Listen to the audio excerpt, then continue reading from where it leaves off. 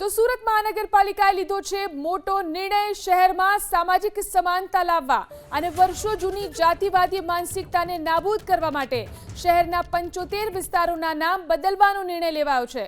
શુક્રવારે મળેલી સ્ટેન્ડિંગ કમિટીની બેઠકમાં શહેરના વિવિધ વિસ્તારો અને મહોલ્લાઓના જાતિ સૂચક નામો બદલવાની તાકીદની દરખાસ્તને શાસકોએ સર્વાનુમતે મંજૂરીની મહોર મારી છે। આ નિર્ણયને કારણે દાયકાઓથી ચાલી આવતી અમુક ચોક્કસ જ્ઞાતિ આધારિત ઓળખ હવે ભૂસાશે અને શહેર એક નવી આધુનિક ઓળખ સાથે આગળ વધશે। સામાન્ય સભામાં જ્યારે આ દરખાસ્ત રજૂ કરવામાં આવી ત્યારે એસસી અને એસટી સમાજના કોર્પોરેટરોએ તેને ઉમળકાભેર વધાવી લીધી।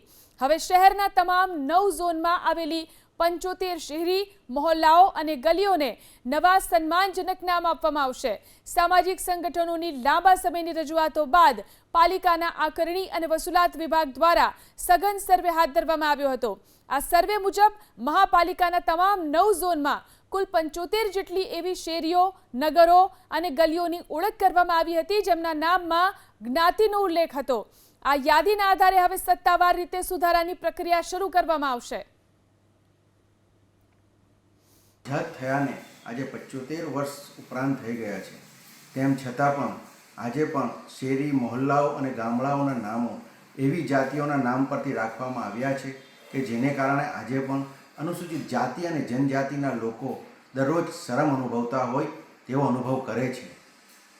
આ શરમમાંથી અનુસૂચિત જાતિ અને જનજાતિના લોકોને બહાર કાઢવા માટે સરકાર દ્વારા આવા તમામ શેરી, ગલી અને મહોલ્લાઓના નામનું ફરીથી નામકરણ કરીને મહાપુરુષોના નામ આપવામાં આવે કે જેથી કરીને અનુસૂચિત જાતિ જનજાતિના લોકો પણ એક માથું ઊંચું કરીને જીવી શકે અને એક સમરસતામાં આવી શકે।